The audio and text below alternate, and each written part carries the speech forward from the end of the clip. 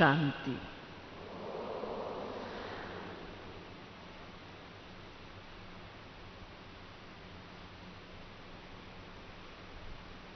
भट्ठी करते करते आज हमारा 5वां दिन है। थक तो नहीं गए सुन सुन करके? कितनी बातें सुनते हैं ना। याद कितनी रहेंगी? सुना तो इतना ढेर, याद कितना रहेगा? है कितना याद रहेगा? इतना सा। और धारण कितना होगा? धारण कितना करेंगे? जब याद ही इतना सा रहेगा तो धारण कितना करेंगे? फिर इतना सा।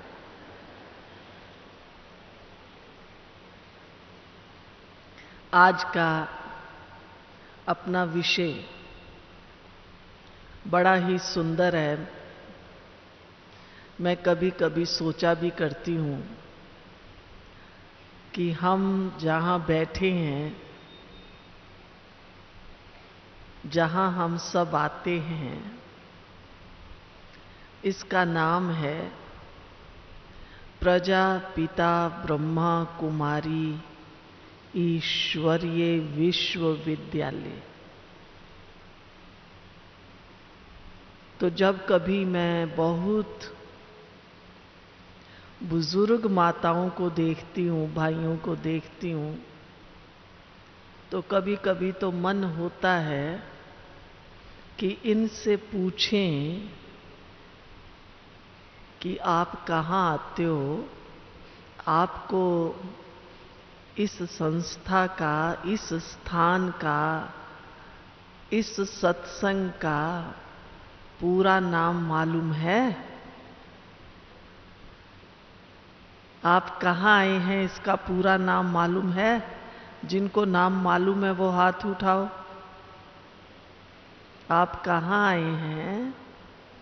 जिनको नाम मालूम है, आप कहाँ रोज हाथ उठाओ, देखें तो सही। देखो कम हाथ उठते हैं, हमें अपना नाम भी कम याद होता है। हाँ, अपना पूरा नाम है प्रजापिता ब्रह्मा कुमारी ईश्वरीय विश्वविद्यालय।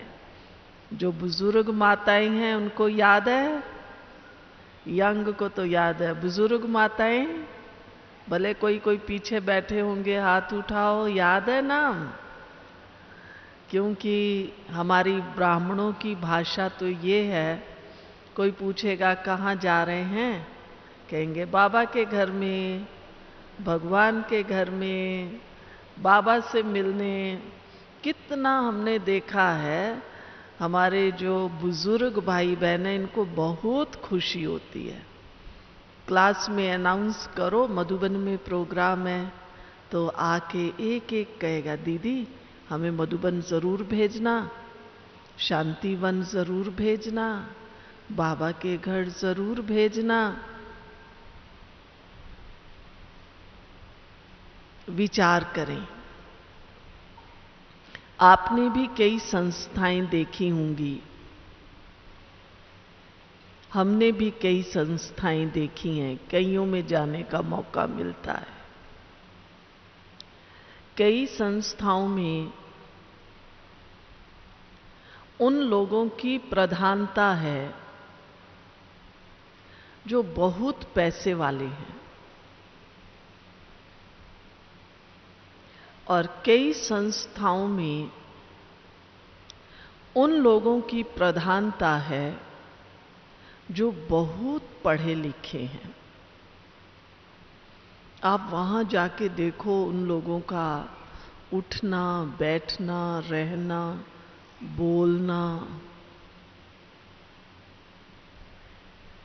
भारतवासी होते हुए भी मैंने देखा है ऐसी संस्थाओं में इंग्लिश भाषी लोग हैं जो अंग्रेजी बोलते हैं, बातचीत करने का उनका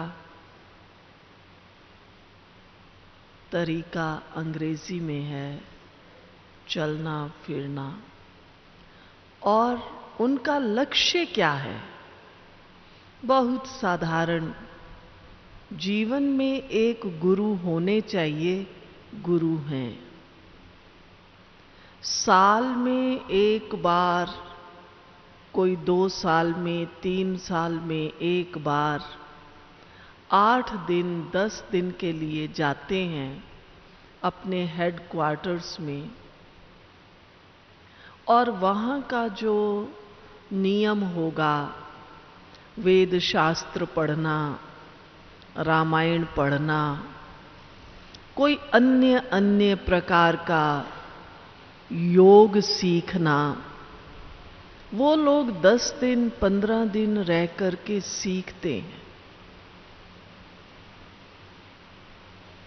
लेकिन इतनी बड़ी गैदरिंग हो, इतने सब लोग इकट्ठा रहें, किसी ने ऐसी संस्था देखी है? हाथ उठाओ तो। मैं समझती हूं पूरे विश्व में ऐसी संस्था नहीं है। केवल बाबा का घर है, इसको भी दुनिया वाले चाहे संस्था कहें, हम तो क्या कहते हैं, ये बाबा का घर है। आप आते हैं तो आपको लगता है ना ये हमारा घर है, ये हमारा घर भी है और ईश्वरीय विश्वविद्यालय भी है। साथ ही साथ ये सत्संग भी है। घर है तो यहां डिवाइन फैमिली, दैवी परिवार, इसलिए हम सबका संबोधन भी क्या है? भाई जी और बहन जी। यही है ना, एक दूसरे को यही कहते हो ना, बहन जी और भाई जी। किसी भी भाषा में बोलेंगे, भाषा हमारे यहां अपनी अपनी है, जो जिस प्रांत से आते हैं। और बाबा की भाषा तो हिंदी है। कई बार कई कहते बाबा इंग्लिश क्यों नहीं बोलता, बाबा ये। बाबा ने कहा बच्चे, बाबा तो एक ही भाषा बोलेगा, वही भाषा बोलेगा जो रथ की भाषा है। रथ तो चाहे सिंध हैदराबाद से था, लेकिन बाबा ने उसमें भी हिंदी भाषा का आकर प्रयोग किया। हमारी दादियां, जिनको हिंदी नहीं भी आती थी, सब ने हिंदी को सीखा और हिंदी को अपनाया, क्योंकि भारतवर्ष की जन भाषा अधिकतर तो हिंदी है। अलग अलग स्टेट्स में अलग अलग है। देखने में इतना ये साधारण है, लेकिन विशेषता हमारे विद्यालय की, बाबा ने माताओं बहनों को आगे रखा। ड्रामा अनुसार आपकी भट्ठी में एक छोटा सा बाहर का भी फंक्शन हुआ, जो उस दिन कुछ नेताएं आए थे, कोई कमेटी के कुछ लोग आए थे। वो लोग भी आपस में बार बार यही चर्चा कर रहे थे। मैं उनके साथ यहाँ मंच पर थी। इतनी माताएं, इतनी माताएं। और वो जो उनके साथ एक बहन थी, रेणुका चौधरी, बार बार कह रही थी हमें तो सावधान होना पड़ेगा, इतनी माताएं। और वो लोग देखकर हैरान होते हैं, इतनी माताएं एक जैसी यूनिफॉर्म में, इतनी डिसिप्लिन्ड, इतना बड़ा सत्संग ना कभी कहीं हुआ है और ना कहीं होगा। जहां लक्ष्य भी महान दिया गया है। हमारा लक्ष्य क्या है? लक्ष्य क्या है? मनुष्य से देवता बनना। नर श्री नारायण, नारी श्री लक्ष्मी बने। इतने ऊंच महान लक्ष्य को पाने के लिए बाबा ने हम बच्चों को 4 सब्जेक्ट्स, 4 विषय दिए हैं। यूं तो आज के विषय में बहुत सी बातें हैं, समय की सीमा देखते हुए सब बातें नहीं ले पाएंगे। दुनियावी रूप में तो आपको मालूम है यूनिवर्सिटी में एडमिशन लेने के लिए कितने सालों बाद पहुंचते हैं। पहले प्राइमरी स्कूल है, मिडल है, हायर सेकेंडरी, सीनियर सेकेंडरी, फिर कॉलेज, फिर यूनिवर्सिटी। हालांकि उस यूनिवर्सिटी में जो यूनिवर्सिटी लिखते हैं और हमारा जो विश्वविद्यालय, इसमें अंतर है, अर्थ भी फर्क है। वो तो केवल यूनिवर्सिटी लिखते हैं, Punjab university, Rajasthan university, Delhi university, Bombay university, लेकिन उसी स्टेट के लोग वहाँ पढ़ते हैं।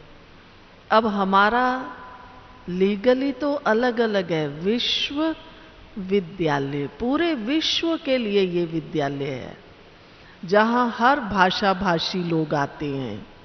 पूरे विश्व की आत्माएं, हर देश, हर शहर की आत्माएं यहाँ आती हैं, इस ज्ञान और योग को सीखती हैं। और बाबा हम बच्चों को 4 सब्जेक्ट्स पढ़ाते हैं: ज्ञान, योग, धारणा और सेवा। हमारे सब्जेक्ट ये कंप्लीट नहीं, पूरा नाम है सहज ज्ञान, सहज राज योग, दैवी गुणों की धारणा, ईश्वरीय सेवा। जल्दी जल्दी में भले हम कह देते हैं ज्ञान, योग, धारणा, सेवा, लेकिन ज्ञान, सहज ज्ञान, सहज योग, अब ये चारों जो विषय हैं, बाबा, शिव बाबा निराकार पढ़ाने वाला है और एक मुरली चलती है और उसमें ये चारों ही सब्जेक्ट्स बाबा पढ़ाते हैं। तो क्या हम बाबा के बच्चे इस प्रकार से बात को समझते हैं? ज्ञान का अर्थ क्या है? ज्ञान माना है समझ, नॉलेज। योग माना है बुद्धि का कनेक्शन, याद, भगवान से प्रीत। जब ज्ञान को हम समझ लेते हैं और हमारी प्रीत उस परमात्मा से होती है, तो हमारा तीसरा सब्जेक्ट दैवी गुणों की धारणा स्वतः ही पूरा होता जाता है, उसकी शक्ति हमारे में आती है। और जब तीनों सब्जेक्ट पर हमारा ध्यान है, तब हमारा चौथा सब्जेक्ट ईश्वरीय सेवा प्रैक्टिकल में होता है। जैसे स्कूल में भी पढ़ते हैं, कॉलेज में पढ़ते हैं, तो थ्योरी और प्रैक्टिकल अलग अलग है। ईश्वरीय सेवा हमारा प्रैक्टिकल है, ज्ञान, योग हमारी थ्योरी है, धारणा थ्योरी भी है और प्रैक्टिकल भी है, और ईश्वरीय सेवा टोटल प्रैक्टिकल है। आज बाबा ने वरदान में कहा, knowledge is might, knowledge is light. दुनिया में भी समझते हैं कि जो ज्ञान है, यही मनुष्य को शक्ति देता है, मनुष्य की बुद्धि का विकास होता है। ज्ञान के द्वारा ही मनुष्य को रोशनी मिलती है, ज्ञान के द्वारा ही मनुष्य की उन्नति का मार्ग प्रशस्त होता है। तो उस दुनिया में तो अनेक प्रकार की पढ़ाइयां हैं। आजकल तो बहुत ही अधिक स्ट्रीम्स, शाखाएं, उपशाखाएं बन गई हैं। आप डॉक्टर को ही लीजिए, किसी जमाने में हमारे यहाँ केवल एक नाड़ी वैद्य हुआ करते थे। कहते हैं उसको कुछ बताते नहीं थे, बस यूं ही हाथ रख के देख के कहता था आपको ये तकलीफ है। और आजकल तो हम सबको अनुभव है, कोई भी बीमारी हो तो कितने प्रकार के हमारे टेस्ट हो जाते हैं। आंख भी चेक करानी हो तो आंख का नंबर देने वाला अलग डॉक्टर है, और अगर आंख में कोई तकलीफ है वो रेटिना का अलग डॉक्टर है। हर अंग प्रत्यंग का अलग अलग डॉक्टर्स हैं। ऐसे ही आप चाहे इंजीनियर देख लो, सिविल अलग है, मैकेनिकल अलग है, आर्किटेक्ट अलग है। जैसे जैसे मनुष्य की बुद्धि का भटकाव होता है तो हर चीज अलग अलग अलग होती जाती है। बाबा हमें ऐसी ईश्वरीय पढ़ाई पढ़ाते हैं, थोड़ा ध्यान से सुनना, विचार करना। सतयुग में देवी देवताओं का राज्य होगा, क्या वहां पर देवताओं को, जैसे बाबा कई बार पूछते हैं, लक्ष्मी नारायण को, सीताराम को कोई मंत्री होंगे, सेक्रेटरी होंगे जो राय देंगे?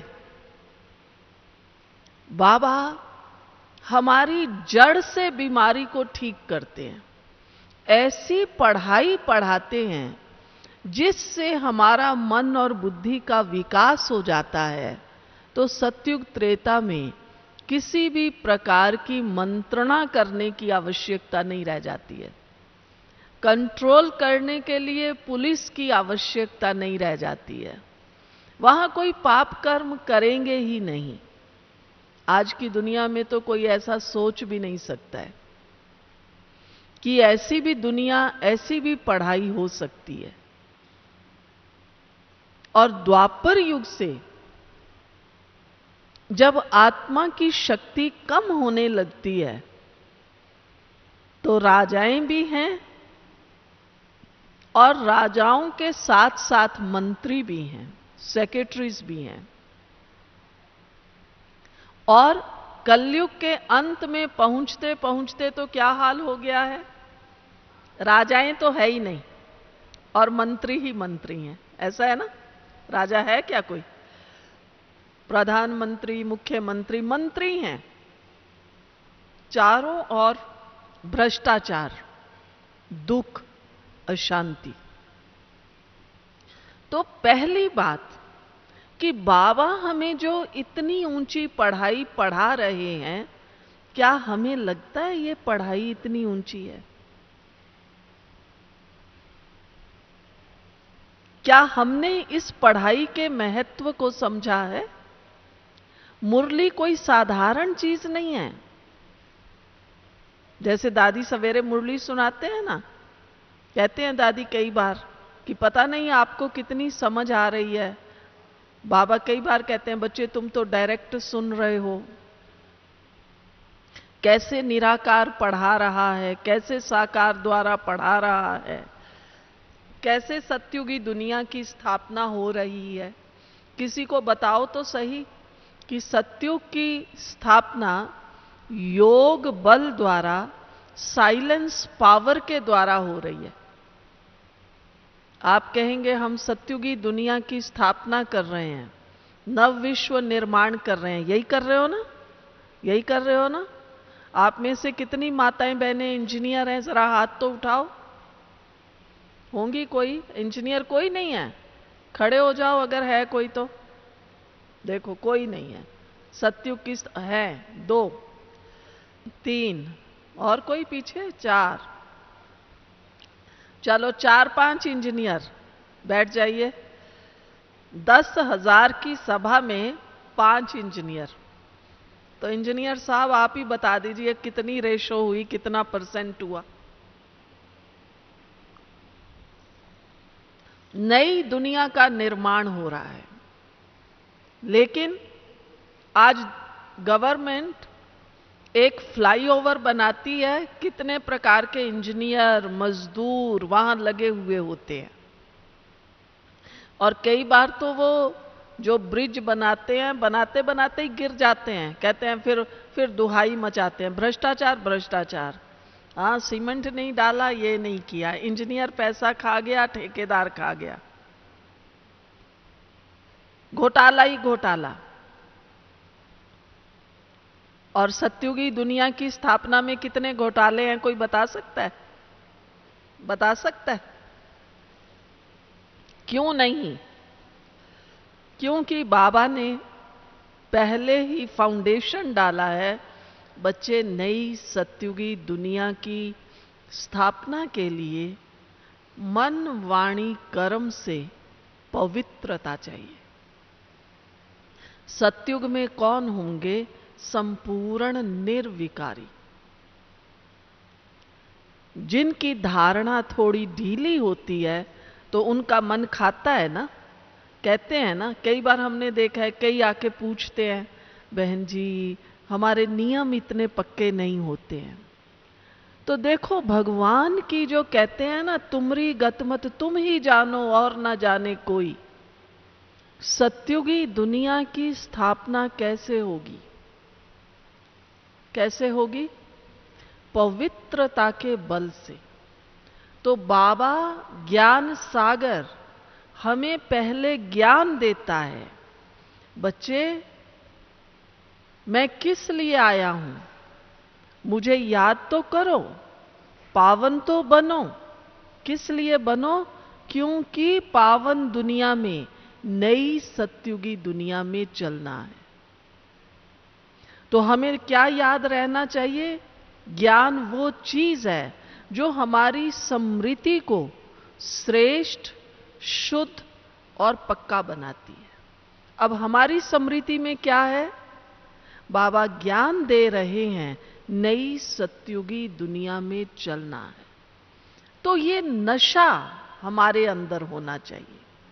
केवल सिंपली मुरली सुननी नहीं है, लिखनी नहीं है, लेकिन सुनते हुए, लिखने से पहले बाबा जो कह रहे हैं वो नशा चढ़ना चाहिए। और नशा तब होता है जब हमारे अंदर निश्चय है। एक एक बात में निश्चय चाहिए। बाबा ने तो हमें खुशखबरी दी है कि बच्चे, तुम आत्माएं 84 लाख जन्म लेंगे। 84 लाख योनियां नहीं, केवल 84 जन्म, वो भी मनुष्य रूप में। सोचिए, दुनिया का कितना बड़ा भ्रम ज्ञान सागर बाबा ने आकर मिटा दिया, और कितनी सहजता से। तो जब मनुष्य को मनुष्य ही बनना है और सत्युग में दैवी गुण वाले मनुष्य होंगे, तो मेरे अंदर ये खुशी, ये नशा आए, वाह बाबा आप मुझे देवता बनाने आए हैं। किस किस को ये खुशी रहती है? हाँ, अलर्ट होके बैठो थोड़ा भाई, सुस्त ना बैठो, थोड़ा कुर्सी को छोड़ के बैठो ना। तो ये नशा चढ़ाना जरूरी है। ज्ञान और योग की समझ होना केवल जरूरी नहीं है कि ठीक है, हाँ, कई ऐसे भी कहते ब्रह्मा कुमारियां आते हैं रोज, मुरली सुनेंगे रोज। कहते हैं हमारे बाबा ने या ब्रह्मा कुमारियां ऐसे कहती हैं कि मनुष्य 84 लाख योनियों में नहीं जाता है। भाई, आपको निश्चय है या नहीं है? खाली ब्रह्मा कुमारियां नहीं कहती हैं, लेकिन निश्चय से कहना कि भगवान ने हमें कितना बड़ा ज्ञान दिया है। चाहे कोई वेद शास्त्र पढ़ा लिखा व्यक्ति क्यों ना आ जाए, उसको भी ये पता नहीं है कितनी बड़ी समझ बाबा ने दी है। बच्चे, मैं परम धाम का वासी हूं, कण कण में व्यापक नहीं हूं। तो हमारे बाबा ने ज्ञान की बहुत बहुत गहराई दी है। इसलिए मुरली पढ़ना माना केवल मैंने आज दिन में 4 बार मुरली पढ़ ली ये काफी नहीं है। 2 लाइन पढ़ के उसका अभ्यास करना। बाबा कहता है बच्चे तुम शांति धाम में रहने वाली आत्मा हो, ये ज्ञान है। पहले हमें मालूम नहीं था हमारा घर कौन सा है। अब बाबा ने कहा बच्चे तुम कहां से आए हो? कहां से आए हैं? परम धाम से आए। तो मैं अभी 2 मिनट बैठ के देखूं परम धाम है कहां? कहां है भाई परम धाम? कहां है? अमेरिका में? लंदन में? कहां है? ऊपर इस छत से ऊपर? सूर्य चांद से पार। देखो जाती है बुद्धि, कहते 1 सेकंड में सूर्य चांद से पार। देखो पहुंचती है मेरी बुद्धि 1 सेकंड में, मैं सूर्य चांद से पार पहुंच गई, जहां प्रकाश ही प्रकाश है।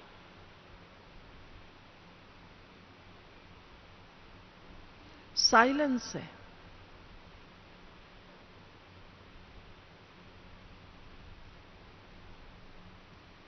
मैं आत्मा भी यहां एकदम शांत हूं।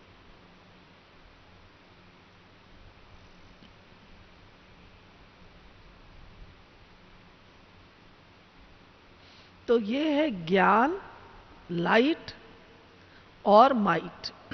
माइट माना साथ साथ अभ्यास करना।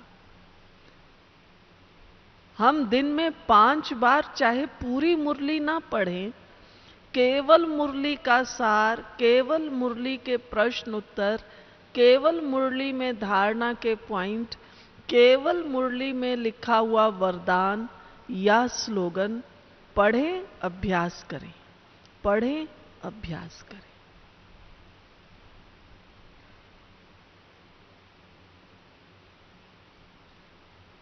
बाबा कहता बच्चे मैं तुम्हारा बेहद का बाप हूं।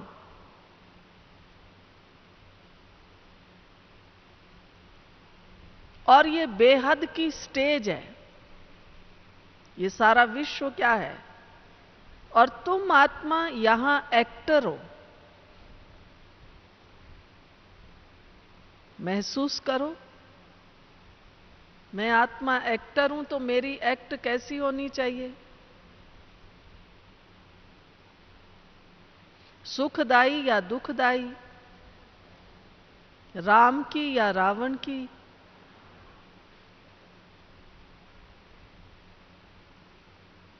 बेहद का बाप है। कौन है बेहद का बाप? मैं बेहद के बाप के पास बैठी हुई मैं कौन हूं? मैं आत्मा हूं और उससे बेहद का खजाना ले रही हूं।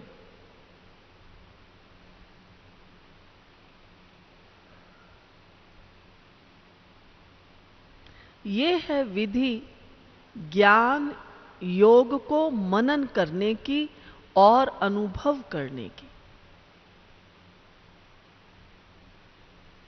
कई पूछते रहते हैं कैसे अनुभव करें, कैसे मनन करें। ये है विधि मनन करने की। एक महावाक्य पढ़ें और उसका 15 मिनट, आधा घंटा कम से कम अभ्यास करें।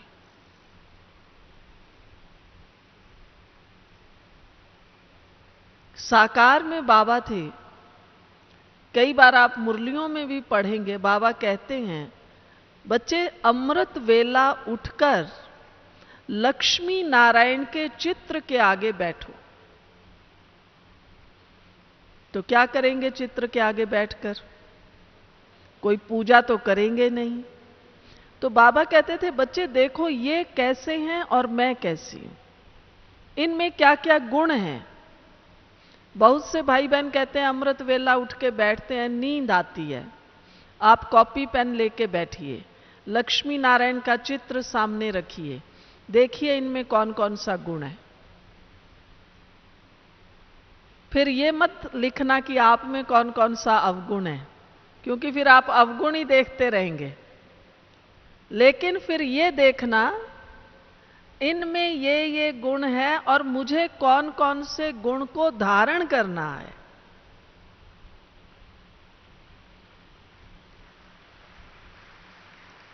जिस जिस गुण को धारण करना है उसको टिक मार्क लगाओ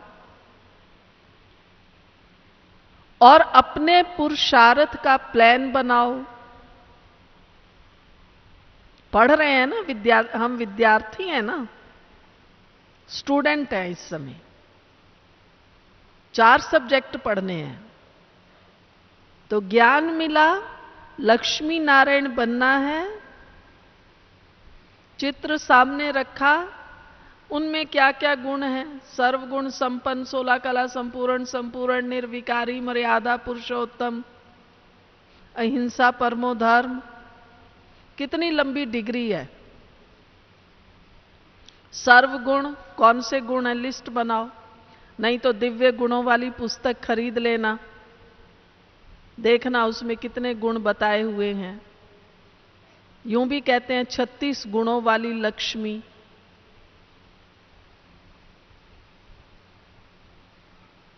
मर्यादा पुरुषोत्तम, कौन कौन सी मर्यादाएं हैं। अहिंसा परमो धर्म क्या है, बैठ के उसका मनन करो, लिखो। फिर अपना चार्ट चेक करो, मैंने आज कोई हिंसा तो नहीं की, आंख से, जीभ से, कान से, हाथ से कुछ हिंसा तो नहीं की, वाणी से।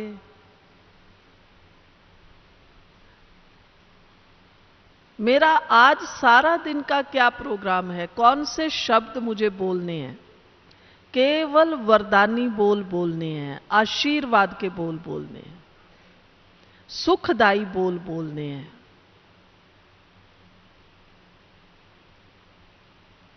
हम एक प्लान बनाएं। मैंने आज दिन में जो कुछ बोला उससे दूसरों को सुख मिला। फिर चाहे आपके घर में सर्वेंट है, चाहे आपका बेटा लेट आया, आपको तो सुखदाई बोलना है, आशीर्वाद ही देना है। लेट आया तो भी अच्छा आ गया, आओ खाना खाओ। घर में सर्वेंट है, नौकर है, चलो आज काम करने वाली देर से आई, ऐसे नहीं उसके ऊपर हम भाषण शुरू कर दें, तू तो लेट ही आती है, तेरा काम तो यही है, तेरा तो पैसा काटेंगे। नहीं, अच्छा आ गई, चलो गर्मी के दिन है, उसको भी ठंडा शरबत पिलाओ, आजा भाई तेरा इंतजार कर रही हूं मैं तो, चलो अब काम, शरबत पी लो और काम शुरू करो। तो उसको भी लगेगा देखो हमारी मालकिन कितनी अच्छी है। तो अपने अंदर हम सब भट्ठी करने आए हैं, ये दृढ़ता लेके जाना है कि मेरी वाणी से किसी भी प्रकार का कष्ट किसी को भी ना हो सकता है ये प्रतिज्ञा कर सकते हैं कि मेरी वाणी से किसी को भी कष्ट ना हो। आप देखेंगे जब मनुष्य मरता है, मैं हमेशा सुनाया करती हूं, अंतिम संस्कार कौन सा संस्कार है? बहुत से संस्कार है ना, जैसे बच्चा पैदा होता है तो नामकरण संस्कार है, कई संस्कार करते हैं ना। मृत्यु होने पर भी लास्ट संस्कार मुख अग्नि संस्कार। जब ले जाते हैं ना मुर्दे को तो आग कहां लगाते हैं? इतना लंबा चौड़ा शरीर है, कहते हैं ना कि भाई उसके बेटे ने मुख अग्नि दी। आग कहां लगाते हैं? यहां मुख में। कहीं भी लगा सकते थे शरीर में, यहां भी लगा सकते थे, यहां पांव में, कहीं भी नहीं, मुख अग्नि। क्योंकि ये मुख बहुत उल्टे सुल्टे काम करता है। हबश होगी तो खाएगा भी ज्यादा। कहां से? निंदा चुगली का संस्कार होगा तो तेरी मेरी करेगा, लड़ाई झगड़ा करेगा, तो इस मुख से देखो हम कितने काम करते हैं। कभी एक दिन साक्षी होके देखना मेरा मुख क्या क्या कर रहा है।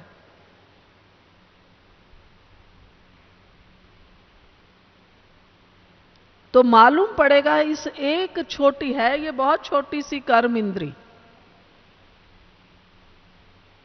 कहते हैं ये जीव तो 32 पहरेदारों के अंदर है, लेकिन है बड़ी चंचल। कब किसको क्या कह देगी और महाभारत शुरू हो जाएगा। तो ये हम बाबा के बच्चे पक्का करें। क्या पक्का करेंगे? क्या करेंगे? मुझे मीठा बोल, वरदानी बोल, आशीर्वाद का बोल, उमंग उत्साह बढ़ाने वाला बोल, सुख देने वाला बोल, आगे बढ़ाने वाला बोल ही बोलना है। सहयोग देने का बोल बोलना है। हम कुछ नहीं कर सकते, इतना तो कहो आप बहुत अच्छे हैं, ये भी नहीं कह सकते। किसी ने हमारे लिए कुछ किया तो भाई थैंक्स, आपने बहुत अच्छा किया, तो हम कुछ मीठा तो बोलें। तो ज्ञान को सुनना और फिर मुख से उसको मीठा बोलना, ये तब होगा जब हम साथ साथ अनुभव करेंगे, तो हमारी धारणा श्रेष्ठ हो जाएगी। जब धारणा श्रेष्ठ होगी तो हमारी सेवा क्या हो जाएगी। नहीं तो अभी कई बार लोग कह देते हैं ना, क्या कहते हैं, आप गुस्सा करेंगे, थोड़ा ऊंचा बोलेंगे, कहेंगे आप तो योग लगाते हो ना, आप तो ब्रह्मा कुमारियों के पास जाते हो ना, फिर आप गुस्सा करते हो। कहते हैं ना लोग, ऐसे कहते हैं। माना ये दुनिया वाले समझते हैं कि जो ज्ञान और योग सीखते हैं उनको गुस्सा नहीं करना चाहिए। लेकिन ये गुस्सा जाएगा कैसे? माताओं को अनुभव होगा, कई बार हम किचन में काम करते हैं, अगर कोई चीज जल जाती है, थोड़ा तला लग जाए किसी चीज का, फिर उस बर्तन को साफ करने में मेहनत होती है ना, रगड़ना पड़ता है ना। ऐसे ही हमारे जो संस्कार स्वभाव है, आप यहां भी देखिए, अगर किसी के अंदर सुस्ती का, आलस का संस्कार होगा ना, यूं उसको पूछो भाई तुम्हारी तबीयत ठीक है, कहेगा हाँ बिल्कुल ठीक है, पर बैठेगा कैसे? ऐसा सुस्ती में, नींद नहीं आ रही है उसको भी, लेकिन आलस का संस्कार है। यहां क्लास में बैठे होंगे, मोबाइल की घंटी बजी, यहीं लग जाएंगे बात करने। साथ वाला चाहे डिस्टर्ब होता रहे, कोई बात नहीं, तुम डिस्टर्ब हो जाओ, मैं तो बात कर रही। तो ये हमारे संस्कार हैं।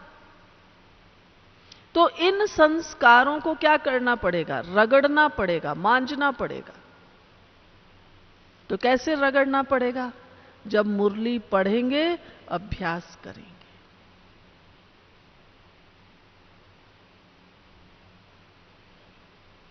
तो मुरली को पढ़ना कैसे है? सिर्फ रीडिंग नहीं लेनी है, ये कोई न्यूज़पेपर नहीं है, मुरली कोई कहानी की किताब नहीं है। मुरली में बहुत गहन ज्ञान है,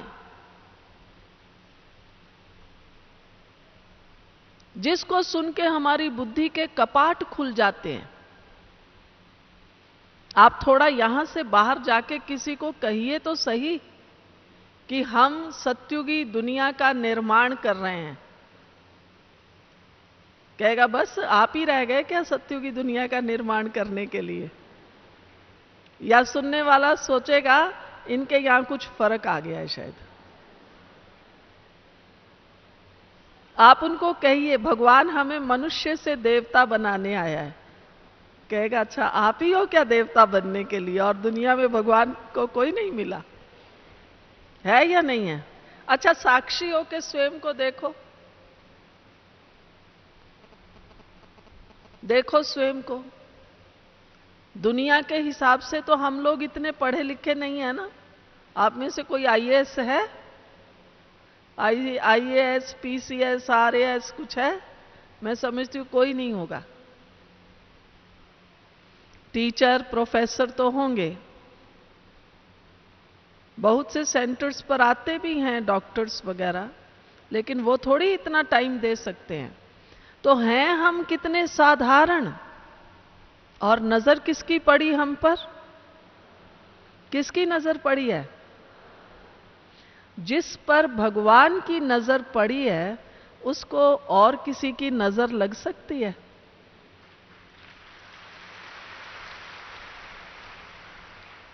माताओं बहनों के अंदर ये भी एक बहुत भ्रम रहता है। हमारा ज्ञान बहुत ऊंचा है।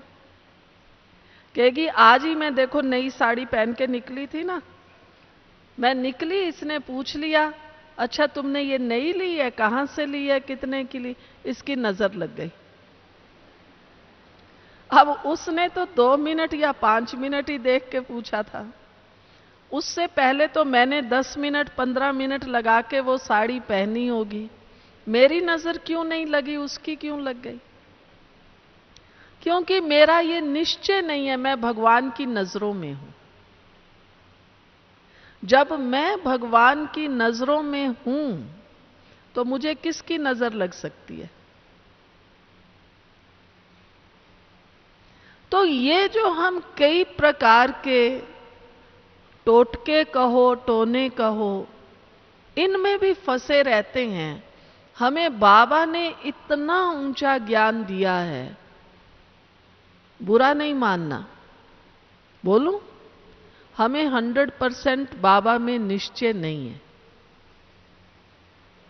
है? 100% है? कोई कोई हाथ उठाते हैं 100%। अगर हमें 100% बाबा में निश्चय है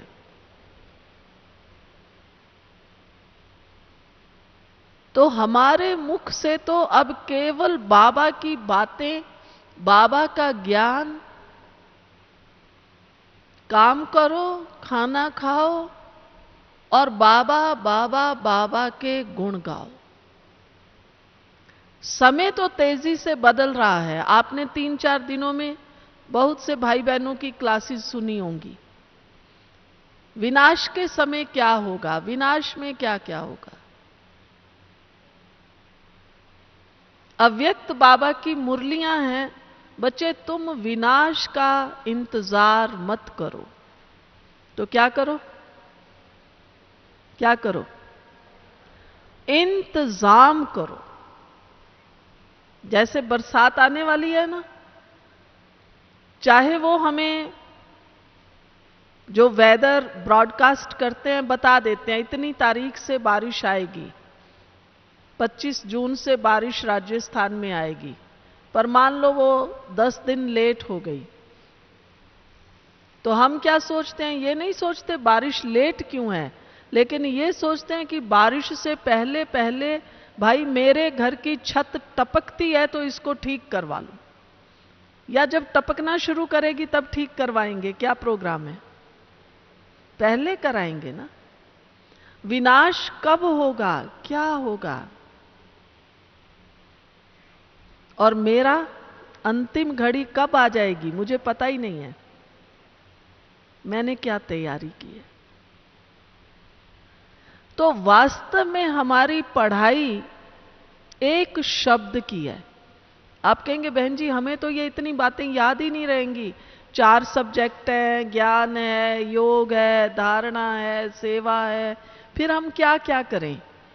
पहले ज्ञान पढ़ें या पहले योग करें? फिर पहले धारणा करें कि पहले सेवा करें? आप सब बातें भूल जाना। भूलना तो आसान है, भूलना आसान है या मुश्किल है? हमारी पढ़ाई एक ही शब्द की है, और वो शब्द है कौन सा? कौन सा? हमारी पढ़ाई का शब्द है बिंदु, पॉइंट। बिंदु बन जाओ, बिंदु को याद करो, कोई भी बात आए उसको बिंदु लगाओ। ये तो आसान है या ये भी मुश्किल है? बिंदु बनो, मैं बिंदु आत्मा हूं। मान लो आज मेरा शरीर ठीक नहीं है, हाथ में दर्द है, कंधे में दर्द है, टांग में दर्द है, कोई बात नहीं, मैं बिंदु आत्मा, प्रकृति जीत आत्मा हूं। ये शरीर क्या है? प्रकृति का बना हुआ है। प्रकृति भी मेरी सहयोगी है, साथी है। इस कंधे को भी, हमारी ध्यानी दादी थी ना, मुझे याद है हम छोटे थे, कहा करती थी ये शरीर भी एक घोड़ा है। घोड़े का मालिक क्या करता है? घोड़े की पीठ को थपथपाता है तो घोड़ा भी चलता है। तो ये भी घोड़ा है, इसको थोड़ा सा थपथपाओ। अच्छा आज यहां दर्द है, दवाई लगा लो, गोली खानी है तो खा लो, को चल अब चल, तू बहुत अच्छा है, तेरे सहारे तो मेरी तपस्या है। लेकिन हम इस दर्द का स्वरूप बन जाते हैं। बाबा ने कहा तू प्रकृति जीत है, लेकिन हम प्रकृति के अधीन हो जाते हैं। तो मुझे क्या बनना है? क्या बनना है? बिंदु। याद हुआ माताएं? क्या बनना है? मैं बिंदु। और किसकी संतान हूं? सर्वशक्तिवान बिंदु की। और कोई भी बात हो गई, अच्छा कहा, बुरा कहा, लिया नहीं लिया, दिया नहीं दिया, हर बात को बिंदु, फुल स्टॉप। यही कहता है ना बाबा, फुल स्टॉप। एक बार अव्यक्त बाबा ने कहा था, बच्चे सीधी लाइन खींचना भी मुश्किल है, कई बार टेढ़ा हो जाता है, हाथ हिल जाता है। क्वेश्चन मार्क लगाना भी मुश्किल है, लेकिन सबसे आसान क्या है? छोटे बच्चे को भी आप पेंसिल दे दो, वो भी यूं यूं यूं यूं करके बिंदु लगा देगा। तो आप बिंदु नहीं लगा सकते, नहीं लगा सकते। तो हमारा जो जीवन है, हमें बाबा ने जो ज्ञान दिया है, हमें बाबा ने जो योग सिखाया है, ये सचमुच इतना गहरा है। ऐसे ना समझो हम तो कोई वेद शास्त्र थोड़ी पढ़े हुए हैं, बहन जी ये फलाना इतना वेद, हम प्रभावित हो जाते हैं, ये फलाना बहुत वेद शास्त्र पढ़ा हुआ है, संस्कृत का विद्वान है। संस्कृत का विद्वान हो सकता है, संस्कृत का उच्चारण कोई अच्छा स्पष्ट कर सकता है, लेकिन संस्कृति के वाहक हम बाबा के बच्चे हैं। संस्कृति समझते हो ना? हमारी संस्कृति, हमारी कल्चर कौन सी थी? दैवी संस्कृति। संस्कृत का उच्चारण कोई बहुत अच्छा कर सकता है, गीता के श्लोक पढ़ेगा एकदम एक्यूरेट बोलेगा, लेकिन आचरण, गीता में है मन मना भव, काम महाशत्रु है, क्रोध महाशत्रु है, वो प्रैक्टिकल में कौन लाएगा? बोलने वाला नहीं। बाबा ने हम बच्चों का आचरण सबसे ऊंचा बनाया है। तो कभी भी ये ना सोचो हम तो इतने पढ़े लिखे नहीं है ना, हम तो अंग्रेजी नहीं बोल सकते ना, लेकिन हम अपने मन और बुद्धि को एकाग्र कर सकते हैं। हमारे अंदर दैवी गुणों की धारणा है, हमारा मन और बुद्धि एकदम शांत और शीतल है। यही हमारी ईश्वरीय पढ़ाई है। यही बिंदु बिंदु बिंदु हमें लगाना है। और बिंदु बन करके मनुष्य से देवता बन जाना है। ठीक है, बनेंगे सब बिंदु, बिंदु बनेंगे। बिंदु बनेंगे तो हमारा हेल्थ भी ठीक रहेगा। बिंदु बन के भोजन करो, कितना चाहिए, स्वाद के पीछे नहीं भागना है। सिंपल खाओ, सिंपल पहनो, सिंपल बोलो, तो जीवन सर्वोच्च बन जाएगा। आजकल दुनिया में अगर मंदी है तो किसकी? पैसे की मंदी नहीं है, व्यापार में कोई मंदी नहीं है। तो आप कहेंगे मंदी कहाँ है बहन जी? आप जाके पूछ लीजिए। मंदी के दौर में मैं तो लोगों से पूछती हूँ, भाई मंदी है तो तुमने कार क्यों खरीदी? कहता बहन जी ये तो सब चलता ही रहता है। पेट्रोल का दाम बढ़ गया तो क्या आपने कार चलानी कम की? कहते नहीं, ये तो चलेगी, दौड़ेगी अब। तो मंदी किस चीज की है? मंदी पैसे की नहीं, मंदी बिजनेस की नहीं, लेकिन मंदी मनुष्य में पवित्रता की, दिव्यता की, नैतिकता की, चरित्र की है। और बाबा आकर हम बच्चों का यही ऊंचा उठाते हैं, हमें दिव्यता से भरपूर करते हैं, हमारे चरित्र को ऊंचा बनाते हैं, हमारे अंदर नैतिक मूल्य भरते हैं। प्रतिदिन हमें यही चेक करना है, हम बाबा के बच्चे ऊपर ऊपर ऊपर ऊपर ऊपर जा रहे हैं, तब ये समझा जाएगा हम इस ईश्वरीय विश्वविद्यालय के विद्यार्थी हैं, तब हम स्टूडेंट हैं। तो हमारी ये जो बाबा की मुरली है, ये हम ब्राह्मणों की जान है, मुरली ब्राह्मणों का प्राण है, मुरली हमारे जीवन में प्रकाश है। आप एक मुरली को चाहे 10 दिन पढ़िए, तब तक पढ़िए जब तक उसकी धारणा ना हो जाए, तो आप देखो आपके अंदर कितनी खुशी, कितनी शक्ति आएगी। तो ये मुरली शक्तिदायिनी है। एक मुरली को ही बस मुरली के दीवाने बन जाए तो ज्ञान, योग, धारणा, सेवा सब स्वतः हो जाएगा। ओम शांति। अब चलो बाबा की याद में। अब तो याद सहज हो गई या नहीं हुई? कैसे बैठेंगे याद में? कैसे बैठेंगे? बिंदु बन के बैठो, एकदम बिंदु बन जाओ। बस मैं आत्मा बिंदु, और किसके सामने हूं? बिंदु बाबा, जो सर्वशक्तिवान है। बाबा शक्ति दे रहा है, शक्ति लो।